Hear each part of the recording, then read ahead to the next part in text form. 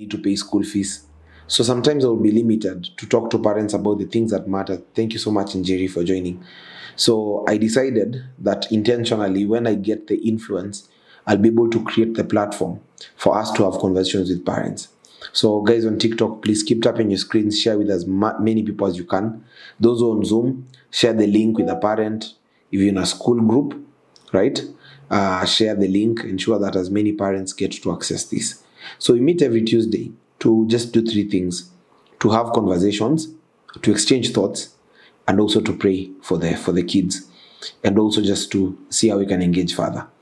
And we are also working with other experts. You'll be seeing many other speakers will be coming every Tuesday, different speakers. But for now, I just want to first set the foundation to ensure it's stable, to ensure that you already understand the purpose of this platform. And I'm looking forward to days when some of you will begin sharing your experiences. In fact, allow me to share my email in the group. Any parent that feels like they can talk to kids, or you feel you have a very powerful story, maybe you went through an experience with a child, or maybe Madam Asha, you're there, and you feel you know a parent who has gone through a painful experience with a child, or a parent who has also raised children who are great, we would appreciate to have the parent coming to speak to us and just share different strategies that they were able to employ to navigate situations. So in this platform, we bring parents who have been in functional families, dysfunctional, maybe parents who are single mothers who've managed to raise strong boys, to come and share with us what did they do differently. Because I discovered in public speaking, the biggest issue that people have is linked to childhood trauma. You know, everything is around childhood. Are you there? If you can hear me, you can type the word childhood. If you can hear me, type the word childhood. Type the word childhood if you can hear me. Like 90% of success in public speaking is connected to childhood. By childhood, I mean the experiences you go through as a child. They never leave you the same. So as Benny, when you read a book like this one, How to Know a Person Deeply, by a guy called David Brooks, he talks about the effect of childhood on a person. That, you know, age can keep on, people can get older, but the childhood memories don't easily go. When you read this book, The Road to Character, David Brooks again talks about things like inner cohesion. He talks about the internal aspects of a human being that define them even years later. When you read this book, The Diary of a CEO, he talks about beliefs and domestication of beliefs, that the things you're told in childhood about yourself, you begin to believe these things are true. And so for that reason, today, we are pushing the conversation we had last week. Last week, I began a conversation on how to build structures for greatness. Are you there? On TikTok, keep tapping your screens, keep engaging your screens. On Zoom, please also engage me. Make sure you're sharing in the group. Asha, I'm giving you a challenge. Our group has more than 140 parents. So we need to see all of them here. It will really be amazing to see all the parents joining us here. Yeah. Someone is saying, my take on the last session is being intentional on the upbringing of the child and ensure you are in touch with the child, especially writing letters. Lovely. And is there any parent who has seen any improvement, or any parent who has employed what we've shared before and they have seen results? Any parent, you can share. If you're here and maybe you have a testimonial, you've done something and you've seen something has changed, maybe in terms of how your child does things. Any? Please feel free to share, and then we can proceed. Allow me to proceed on building the structures of greatness for your children. This session will also be recorded on YouTube so that you can listen to it later, right? So I'm here joined by my team. Bethwell, thank you for creating the time. Allow me to pray, then we proceed. God, thank you. It's a beautiful day. So give us wisdom and give us understanding. In Jesus' name we pray. Amen. Last time we talked about the 5 F's, and this time I'm also proceeding to talk about this question of greatness. And first of all, it will be good for me to explain what greatness is, because many people might not be able to understand what's greatness. Greatness means the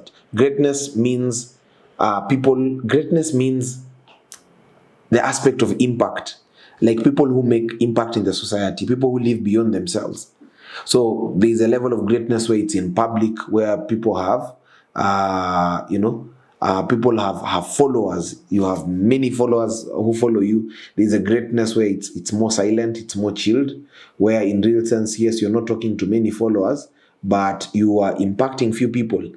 There's a time I did content on the different types of greatness. I talked about something called dynamic greatness. I talked something about the public greatness. Public greatness is where people attract masses, like Raila, Nelson Mandela. You are attracting many people. And when we talk about greatness, every child is great in their own way.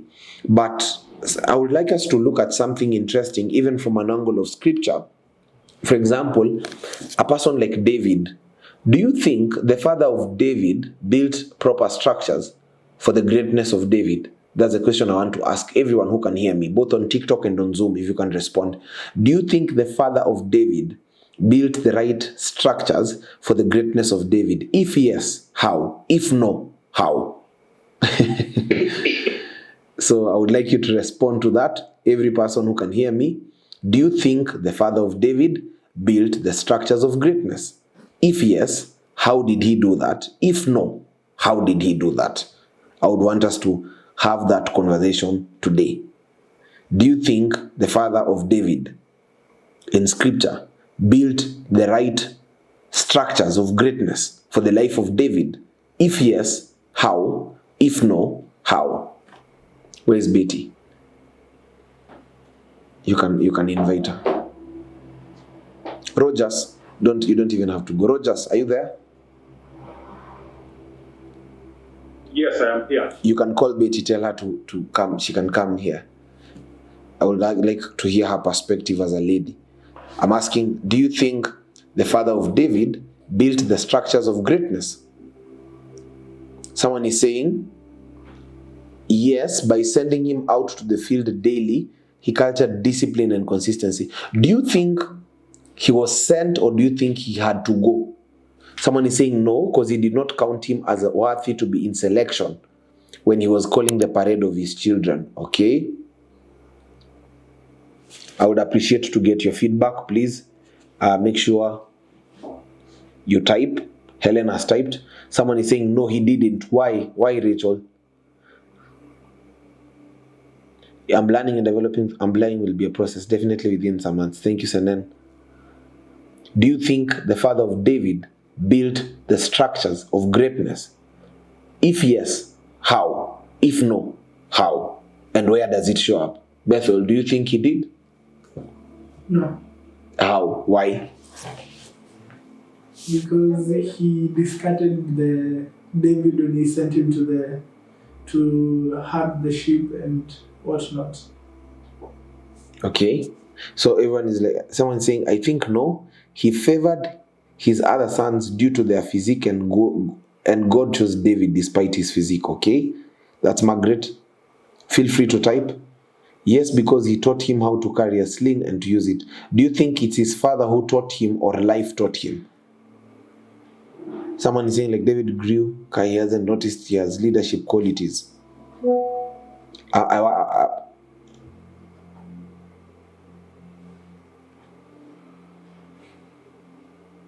No, because he made it a routine being a younger son, so life taught him the hard way. Okay, come. I would want you to answer something. Just 1 minute. 1 minute and then you'll be done. Yes, because of entrusting him with leadership as a shepherd. Just come. You can come this side. I would want you to answer a question from your perspective now as a lady. The question here is, do you think the father of David built the right structures for his greatness? If yes, why? And if no, why? You can answer this, can give feedback, your perspective before you go. Yeah. Yes. Yes, how? He sent him to the wilderness. He sent him? To look after sheep. Was it the best thing? No, because his brothers are being sent to war. But at the end of the day, that's where he got his training. If he went to the battlefield, he would not have known how to fend for himself. He would not have known how to live in the wilderness, how to take care of sheep, because that's what God needed him to know how to do. God did not need a warrior, God needed a shepherd. Yes. So you think he built the structures? Do you think he did it? Intentional. Okay, so do you Yeah. think he built the structures? I'll ask No. again. No. So he did not, right? Yeah, he just did what he was supposed to do in his weakness, and God ended up using it. Do you think God did? Do you think it's God who did, or do you think it's his father who did? It's God who did. The father just So acted in the okay, flesh. Yeah. okay. So his father did not. Build structures. Yes. No. Okay. That's Betty's perspective. Thank you. Thank you for that. Thank you, Betty. You're most welcome. Okay. Now, we're having this interesting conversation because it's a very interesting one, and I like asking people, and I'm going to ask all the parents who are here a very hard question. Do you think, apart from paying for your school fees, did your parent build structures for your greatness?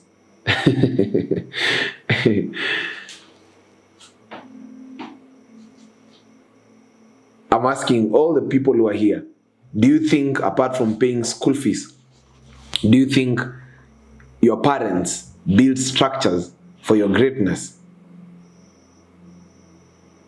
Number 2, do you think your parent knew what you would become? And I'm asking you the same question, that one. No. No, okay.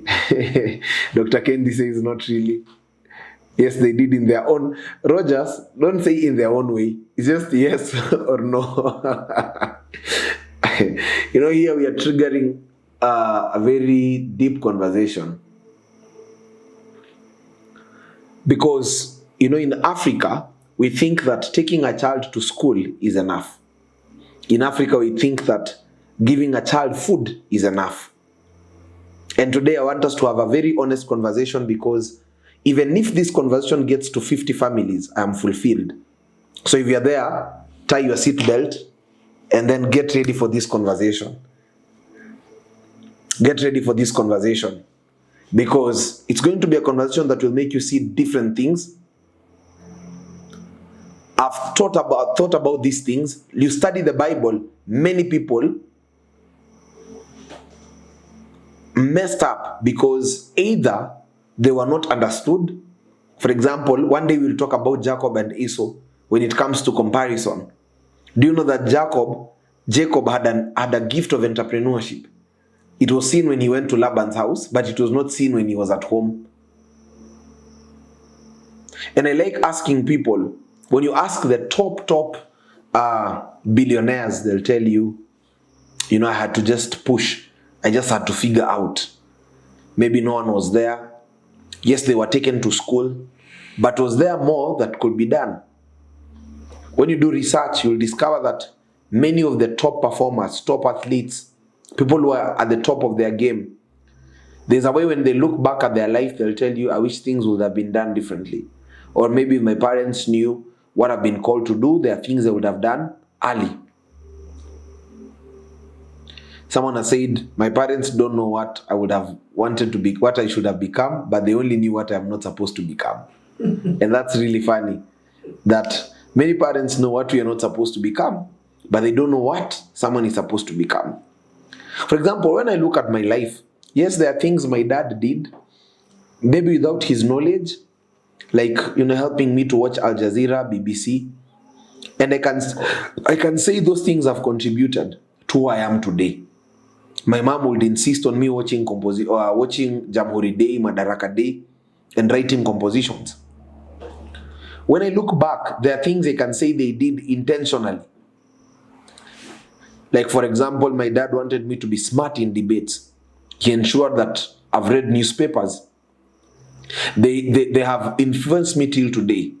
And that's why I'm able even to consult for some members of parliament. I'm able to advise leaders. This came from the aspect of him knowing what I'm supposed to become. Of course, maybe they did not have a full picture and the timing, and it had repercussions, but I can say, understanding where someone ought to go, to some degree, you're able to approach it a bit differently. Now, when we study the life of David, there are two things. The fact that David was not so close to his father is showing up when he becomes a king. I'm going to share a book in the parents' WhatsApp group, and I want every parent to take that book intentionally and read it. It's a book called And David Perceived He Was King. And David Perceived He Was King. It's a book that talks about the mistakes of identity that David went through in childhood and how it caught up with him when he rose in power. I want you to study most leaders in Africa, most leaders in Kenya. You'll realize that because they went through a lot as children, it did not affect them when they caught power. It affected them later when money came. It affected them later when fame came.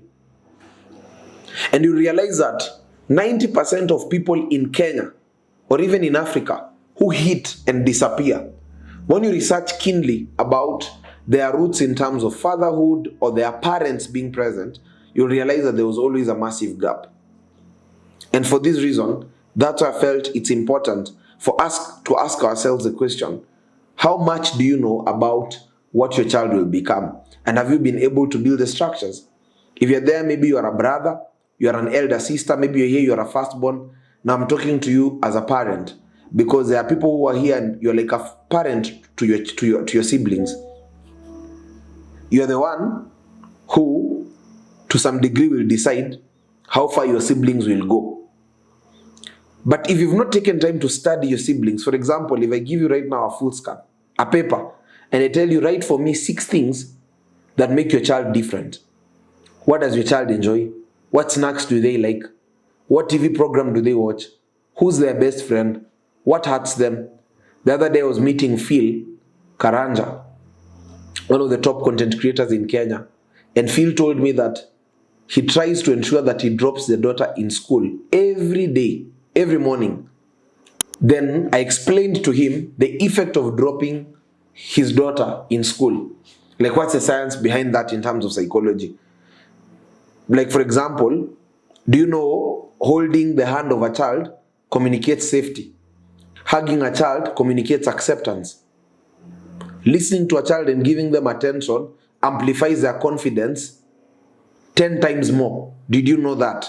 There is something called intrinsic confidence in children that is only amplified by maintaining eye contact when your children are talking to you. That's so, as a parent, if a child is talking to you and you're on your phone, do you know it affects the intrinsic confidence? Your child begins to doubt whether they are smart. That, you know, by just giving your child attention, you're already amplifying that part in them that tells them you're intelligent, the world needs you, you have solutions. There's a way they are able to see themselves differently. So I came to realize that there are structures you can put, and these structures are not complicated. Some will cost you money, some don't even have to cost you money. For example, understanding that this child is going to be a leader in a nation and beginning to pray for them. Let's say if the father of David understood what David is going to be, his father could have started teaching him about rejection early, because David was going to go through rejection. Because the truth is that we only prepare human beings for success. We don't prepare human beings for pain. When is the last time you sat down with your child and taught them that not everyone will choose them? When is the last time you taught your child not everything will work your way? So let's say if your child is going to be a musician, there are disciplines that they need to learn early. Disciplines of seclusion, the aspect of them spending time alone, if your child is going to be an innovator. So there are disciplines you begin to build early, and there are structures you'll begin to put. And I've told you that these structures are not complicated. For some, you'll need to use money. Now, like buying books, ensuring there's a bookshelf. Statistics says that in Africa, in every African home, the TV is always present. But only 2% of African homes have a bookshelf. Only 2% of African homes have a bookshelf. But you'll find a big TV, 65-inch. So that means that, let's say if your child is going to get into leadership, do you know that there's a way in which there'll be a sense of deficiency? And let's not even just talk about books. Do you know that some of you, your children, need good phones? That it's part of their destiny. In as much as we say a phone is bad, your child maybe is going to get into tech. There's a way they'll need a good phone. Not just any phone, but a good phone. Some of your children may need a camera. So there are things that will cost you money, but there are things that will not cost you money. Like, for example, celebrating children intentionally. Thank you. Mr. Ngetich has written chessboard. There are children who need chessboards. Because let's say your child is going to get into fashion. Because the truth is that right now there are more than 8,500 career opportunities that have been launched out globally that were not there 10 years ago. For example, right now we have storytelling experts. We have human psychology experts. We have personal branding coaches. All these professions have just come up. But how many parents are well packaged to know that their children will get into art? And what structures have you built as a parent to ensure that if your child gets into art, they'll be outstanding? That some of you will have kids who will be gamers. So having a big TV is also a key ingredient in terms of their destiny. That ensuring that you've packaged a nice television set because your child is going to be a gamer is also key. Some of you, your children get dreams, but you are a parent who doesn't know anything about dreams. You don't know anything about interpretation of dreams. So your child wakes up and tells you, I saw Iraq fighting with South Africa. You laugh and you tell them, go and sleep. I have seen children who get dreams. They are very interesting. And even there's a psychologist who advises that you should never wake up children by beating them or touching them, shaking them. See, in Africa, we wake people up like it's violence. Like you should learn to call their name steadily. Because a child can even be dreaming. There's a parent I met and she said that she doesn't wake her child up until her child wakes up. Like she told me that her child gets a lot of dreams, some even about Kenya that have happened. So she doesn't wake her child up. She just lets her child wake up by herself because now she can distract the child when she's dreaming. Have you ever been in a dream and then someone woke you up and you're just dreaming nicely? You become angry. You become angry. So it's important for us to understand all these structures, because when you talk about structures of greatness, we're talking about even things like devotion. Like some of you need to start seeing how you can sing with your children. Some of you need a piano in the house because it will start helping. Do you know, as Benny, I've just had to take violin classes for the sake of my daughter. Because now I saw Takisha is into art. Now I don't love drawing, but I said I can play violin as she's drawing. I can play for her the violin. So that as she's drawing, I'm also present. Do you know that you must also be able to learn the hobbies of your children and see how you can integrate yourself into those hobbies? Let's say your child loves swimming. You have to find a way in which you can be able to integrate yourself in that hobby. Because there are moments which are not forgotten. There are moments which are powerful. There are moments which are powerful. Till today, I remember the day I gave a speech and my father and mother were seated. I was in class 8. I gave a powerful speech and I saw for the first time my dad shed a tear or two. But it was just a good memory. Then we took a picture. Till now, I remember that picture so well. It's one of the moments I treasure. I did not have a very good relationship with him as a child. But later on, my dad made a lot of effort when I went to campus. He would follow me for keishas. He would sit there, listen to me when I'm speaking. He would even correct me and tell me, you spoke the wrong tenses, you know? So it's important for you to understand all these aspects, that building structures for greatness is key. And I'm going to focus on 3 aspects today. 3 aspects today. Number 1, I'm going to focus on the aspect of spiritual structures. There are spiritual structures that you need to put. By spiritual structures, I mean prayer. You teach your children to pray, but you also pray for them. The spiritual aspect is very key. Understanding the attacks that great children face. You know, I keep telling people, there are attacks that are only marked for great people. They are not marked for everyone. I know that every human being is good. God has great plans for us. But let me be honest with you. There are people who are great. There are people who are great. And I want to ask this question. Who is here and you know that you've given birth to a child who is great? Anyone who's here and you know that you've given birth to a child who is great? You know it. Like by now you've already known. You study science. Thank you. It's good to know. And you must be able to know the attacks that face great people. The attacks that face great people. The attacks that are not marked for everyone. They're just marked for great people. Not every person.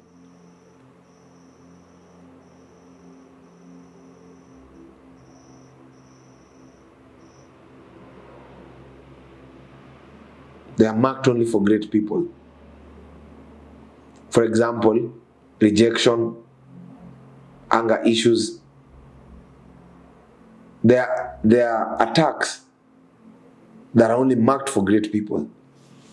Now, if you don't take time to study the attacks that attack great people, it will cost you big time.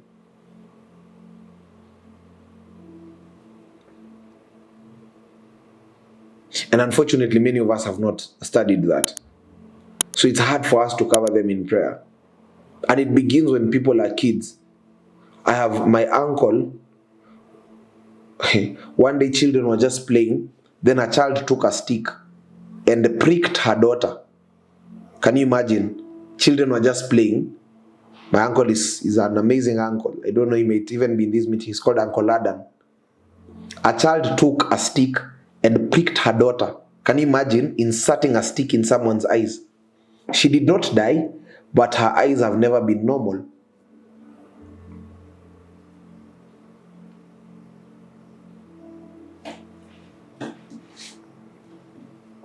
So I came to realize not all the children are the same. The other day you saw on TikTok, a man just came and threw a child from 6th floor. Just came and took a child and threw the child from 6th floor. You know, the devil does not see us how we see him. He does not see us how we see him. When the devil looks at you, he looks at you from an angle of the future. And whatever he can do, he will do it. If it's attacking you early, he will do it. I've seen children who have been sexually abused at the age of 5, 6. And the goal is to kill greatness early. But also, I can say, apart from the people who do these evil things, there is a place where a parent must intentionally take charge, both spiritually, and just begin to pray for the child. Intentionally. So there's a spiritual aspect. And one day I'll invite speakers who have managed to raise children successfully to share with us how some of the steps they took, even spiritually, to raise children to be strong enough and to take over territories. The second structure we'll talk about is the intellectual structure. The intellectual structure. By intellectual, I mean study. You know, Daniel began to study at the age of 13, 12. The man had mastered a few things. The Bible says that by the time Daniel was meeting the king, the man had built capacity in knowledge. And study is a culture that you introduce. There's a level where when a human being hits a certain age, if they're not used to reading, they're just not used to reading. Nothing will happen. So intellectual structures. But you see, if you don't have a habit of study and research, you can't inculcate it in your children. Because also children learn by emulation. When is the last time you finished a book? When is the last time you read a book and you finished? Because one of the ways of growing the study culture in a family is by intentionally studying and then making it fun. You finish a book, then you have conversations with your parent. There's a guy called Rev Tom Otieno. Remind me to reach out to Rev Tom. He'll be speaking to us next week on Tuesday. Rev Tom is a very interesting guy. He took me to his daughter's bedroom and showed me his daughter has finished reading 200 books. The guy has 3,000 books in total in his house. And he's put a structure where when you finish reading a book, it becomes yours. A book doesn't become yours unless you finish it. And every time they go for dinner with the kids, they have conversations about the book. So his kids love different things. He's one who loves art, one loves football. But one of the things that guy does is that during dinner, they have a conversation about a book. So, like this week at I Speak, we are reading this book called The Road to Character. It's a book that the deep things of life and the deepest weaknesses of a human being. It talks about things around inner cohesion, self-conquest, dignity, very deep things. So when you read this book and you finish it, let's say you're reading it with your child, you tell your child you read it, I'll also read it. You come and share perspectives as you have a walk. You know, these things as Africans, we don't value them. Most Africans value the time they are coming to see you in school or when you're going to church. But you must start having virtual meetings with your kids. 30 minutes, 40 minutes, you send them a link. And then you just have a conversation. Begin to teach your child that they can advise nations by building the intellectual structures. Let your child study Forbes report. Let your child know all presidents globally. And then I told you, place a human motivation. Something that you can award your child once they finish that, whatever. Remember, never tell a human being, stop doing this. Human beings don't learn that way. Human beings only learn by giving them an alternative to that. So you reduce the time that they're on their gadgets by motivating them, giving them a gift when they do something else that is not about the phone. So intellectual capacity, and intellectual capacity is not just about books on leadership, right? You can even help your child to know things about horses, to know things about cars, to know things about minerals, rocks. Like there's a way in which you can shape a child to be extremely smart. I've met kids who are 6 years old, 7 years old, who are extremely intelligent. Like a child can describe for you things about weapons in a way that you've never seen weapons. So it changes mindset. Because one of the ways to change human behavior is by ensuring that that person knows a certain kind of knowledge. Look at Jesus at the age of 12. He already knew so many things that he could even question elders. So there's a kind of intelligence he had, right? So intellectual capacity. Lastly, number 3, relational structures. Relational structures. Relational structures. Relational structures. What are relational structures? Now, one of the things you'll discover about, I've taken time to just study wealthy people and how they think, how they behave. Wealthy people invest in dinner. You'll realize that wealthy families are always interconnected. They'll ensure that their kids are friends. They'll ensure that their children know that this person is my friend. Are you there, guys, on TikTok?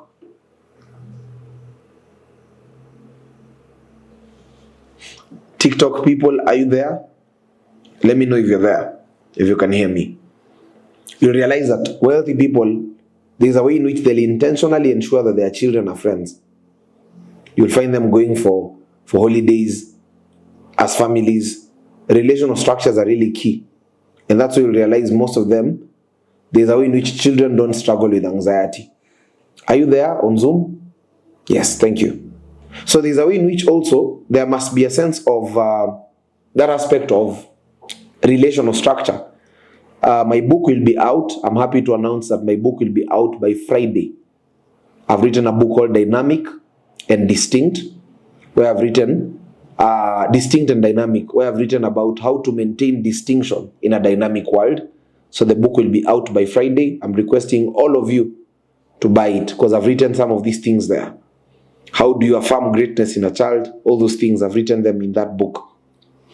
But just to share that relational structures are key. Does your child have friends? I remember when we were young, we were told don't talk to strangers. Do you know it's the reason why Africans fear networking? Because we were told don't talk to strangers. Do you know that? One of the reasons why Africans fear networking is because we were told don't talk to strangers. So when you go in an event, you see everyone as a stranger. You still have anxiety. You've grown up, but you can't approach people. I tell my daughter, greet strangers. Know their name. Train children on how to be relational. Tell a child, don't call a watchman. The other day I was with Joel, and then we were passing by the security guard. The security guard had our key. So when the car stood, Joel told the security guard, key. Like he just told the guy, key. He told him, you say hi. You tell this person, how are you? The other day, also Joel called me and told me, Mama Wakufua amemaliza. I said, you don't say Mama Wakufua amemaliza. You call her by her name. I asked Joel, do you know her name? Said, I don't. Said, you say Anne has finished serving us. Are you seeing those small things? Teach your children to remember people's names. Because you're raising top CEOs. They need to learn all these human behaviors early.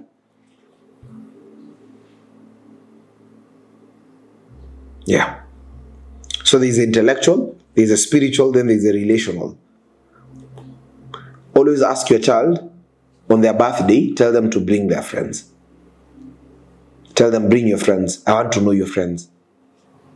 If your son comes and tells you I have a girlfriend, don't pinch them. No, I told my mom I have a girlfriend called Gladys in pre-unit. My mom pinched me. So I began thinking, one that she will not have a girlfriend, okay. Why? But you see, if she could just have said the idea of a girlfriend is okay, to have friends who are girls, there's a way in which I would have seen it differently. Do you know one of the reasons why in Africa there is teenage pregnancy is because many of us were not taught how to relate with the opposite gender. Like we were told like it's wrong. So as a child, you'll always hide when you're holding a girl's hand. So there's a way in which it plants a perception. There is a way you're supposed to see girls. And if you're a girl, there's a way you're supposed to see boys. Because there's a sense of socialization or social culture that is just introduced to a person when they interact with the opposite gender.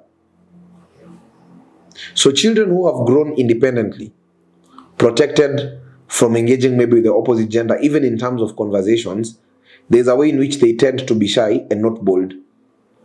One of the greatest tools you'll realize in marketing, the greatest marketers are people who are used to socialization in different contexts. So build relational structures. Begin encouraging your child about friendship. Ask them about their friends. Know their friend's name. Call their friends by their names.